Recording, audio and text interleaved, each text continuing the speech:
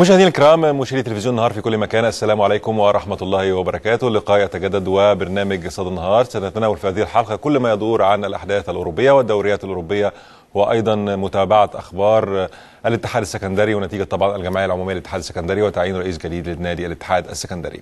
لكن في البداية برحب بالكابتن خالد بيومي. أهلا بك كابتن خالد. أهلا بك كابتن، وأهلا بكل السادة المشاهدين.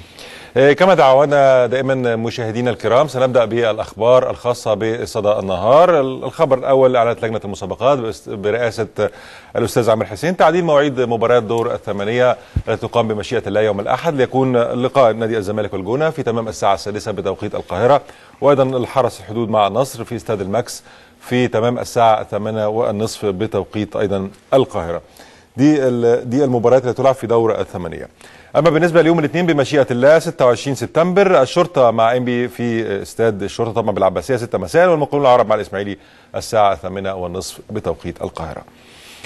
الخبر بعد كده: الأهلي بيستأنف تدريباته استعدادا للموسم الجديد. اليوم النادي الأهلي استأنف تدريباته مرة أخرى بعد الهزيمة من إنبي بهدف مقابل لا شيء. امبارح كان راحة لفريق النادي الأهلي أو كل اللاعبين في النادي الأهلي. النهارده استأنف تدريبات الساعة 9 صباحا لجميع اللاعبين، عدا 10 لاعبين طبعا الأساسيين اللي هيستكملوا هذا الموضوع يوم 1 أكتوبر إن شاء الله، أو تمرينات يوم 1 أكتوبر. وده اللي كان طالب بيه الكابتن خالد بيومي في حلقة بالأمس، إن اللاعبين الأساسيين في النادي الأهلي ياخدوا راحة سلبية لمدة 7 أيام أو أسبوع أو 10 أيام، هيرجعوا مرة ثانية يوم 1 أكتوبر. اللاعبين طبعا هم أحمد عادل عبد المنعم، وائل جمعة، أحمد فتحي، سيد معوض، رامي ربيعة، حسام عاشور، محمد شوقي، محمد أبو تريكة، وجدو، وعماد متعب. دول اللاعبين يا كابتن خالد اللي يعني خدوا راحة سلبية لحد 1 أكتوبر. بسم الله الرحمن الرحيم. يمكن طبعا احنا طالبنا بالموضوع ده امبارح، ويمكن قلنا برضو ان مانو جوزيه والناس اللي موجوده في الجهاز الفني للنادي الاهلي يعلموا جيدا ان طبعا الراحه الذهنيه والراحه البدنيه لمجموعه لاعبين لعبوا بشكل مستمر ومتواصل لازم يفصلوا خالص عن كره القدم. اعتقد ان دي راحه ممكن تفيد الى حد ما التشكيل والهيكل والقوام الرئيسي للنادي الاهلي مع مانو جوزيه واللاعبون النفر او لاعبين النادي الاهلي هيرجعوا بعد الراحه السلبيه الى اعلى فورمه وافضل فورمه مع مانو جوزيه وجهازه الفني. نعم.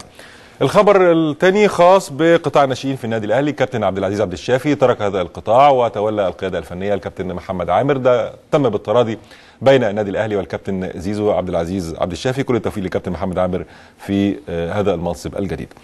دوري ابطال افريقيا، الكاف اعلن على موقعه الرسمي ان اللي سيحصل على هذه البطوله سيتقاضى $1,425,000. سيتم طبعا اذا كان هيوصل للنهائي او هياخد البطوله هياخد $1,425,000، والاتحاد هياخد $75,000. اما في المركز الثاني هياخد $950,000 و50,000 الاتحاد الوطني. طبعا زي ما احنا عارفين هناك 4 فرق بتتنافس في دوري ابطال افريقيا، كل من انيمبا والهلال في المجموعه الاولى، وفي المجموعه الثانيه كل من الترجي التونسي والوداد البيضاوي المغربي. استدعاء سعيود المعسكر المنتخب الاولمبي بالجزائر، ده الخبر الاخير في صدى النهار. امير سعيود بيستدعى للمنتخب الاولمبي في الجزائر بعد انتقاله طبعا الى نادي الاسماعيلي. ده كان خبر خاص طبعا في المدير الفني لعز الدين آيت جودي، ده المدير الفني للمنتخب الاولمبي بالجزائر. استدعى امير سعيود كابتن خالد في الفتره المقبله المنتخب الاولمبي طبعا، والكابتن حسام حسن وافق في هذا الموضوع. والله سعيود طبعا يمكن من اللعيبه اللي هو اضافه، وبرده اضافه للمنتخب الاولمبي، ويمكن برده تشريف المنتخب الاولمبي ممكن يدي له حته الثقل في نوعيه كره القدم، وهتفيد نادي الاسماعيلي على مدار السيزون باذن الله. نعم. هناك اخبار اخرى وتصريحات اخرى لمورينهو المدير الفني لفريق ريال مدريد. واحنا عارفين طبعا مورينهو تصريحاته الناريه كابتن خالد. يعني كان في بعض المؤتمر الصحفي وردا على جوارديولا قال له احنا هنبقى في الدوري الممتاز، ده بعد خسارته من ليفانتي بهدف مقابل لا شيء. قال هذا التصريح مورينهو قال يعني لجوارديولا. والله يا مورينيو زياده اهو في تصريحاته. انا شايف ان في ضغوط كتيره جدا على مورينيو، ضغوط طبعا لان اسم النادي الملكي اسم كبير. ريال مدريد بيمتلك كم عالي جدا من الجماهير على مستوى العالم، مش في اسبانيا بس. يمكن الفشل اللي كان موجود السنه اللي فاتت في مورينيو، كل جماهير الريال كانت تتوقع ان مورينيو ممكن يكون الاقرب للفوز بالدوري الاسباني وايقاف برشلونه حتى دوري ابطال اوروبا، ولكن اصطدم في النهايه بانه لعب في دوري ابطال اوروبا مع برشلونه. مورينيو عليه ضغوط كتيره جدا، واضح من تصريحاته اللي اكثر استفزازيه عما كانت موجوده مع الانتر ومع تشيلسي في بدايه ظهوره على المستوى الاوروبي بعد بورتو. اعتقد طبعا ان المفروض في الوقت الحالي حاله من الهدوء لمورينيو، حاله للتركيز كمان، لان فريق الريال خسران مباراه وتعادل الاخرى، وده ممكن يقلل في امور كثيره جدا، وخاصه ان في بعض الانديه الاسبانيه في الوقت الحالي بدات تظهر بشكل كبير جدا، منهم فالنسيا. الخبر الاخر بنيمار لاعب سانتوس البرازيلي بينفي انتقاله الى ريال مدريد. بعض التقارير اشارت الى نيمار سينتقل الى ريال مدريد بحوالي 60 مليون باوند، وكان بيجري فحوصات الطبيه في ريال مدريد، لكن طلع نيمار كابتن خالد البرازيلي ونفى هذا الموضوع.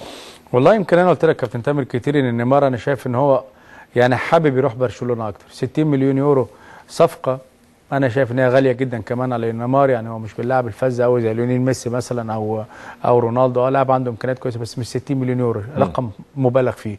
وهو انا في رايي مفضل اكتر برشلونه، كل تصريحاته تلاقي عن برشلونه وعن امكانيات برشلونه وعن جوارديولا وعن لعب طريقه لعب برشلونه، فانا شايف ان هو حابب اكتر الانضمام لفريق البارسا. نعم.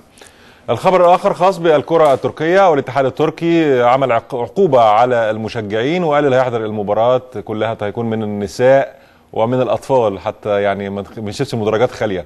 قال لك الرجال مش هيحضروا، النساء والأطفال. وطبعا يمكن النساء أقل تعصبا وأقل تشددا في كرة القدم، وممكن يدي حالة جميلة كمان في الملعب، تدي روح للاعيبه في المباراه وتديهم يشتغلوا اكتر كمان في المباراه بشكل ممتاز. يعني كلنا نشتغل اكتر بصراحه. بس عاوزين يغيروا المصورين يجيبوا لنا كل الستات هنا. ده الاتحاد التركي. هنشوف طبعا دي لقطات طبعا كانت من مدرجات الاتحاد التركي، وفضيحه الفضيحه اللي كانت موجوده طبعا بعد الاتحاد التركي وكره القدم التركيه. فضيحه فيها فنربخشة وفيها فيشكش، وكمان على ما اعتقد كمان بطول جلطة سراي. نعم. يعني الاتحاد التركي عنده مشاكل كثيره جدا، بيحاول ان هو يصححها في خلال الايام القادمه. نعم. مشاهدينا الكرام، والان نتابع اهداف الدوري الارجنتيني، وبعده الى فاصل ونستكمل حلقه صدى النهار مع الكابتن خالد بيومي.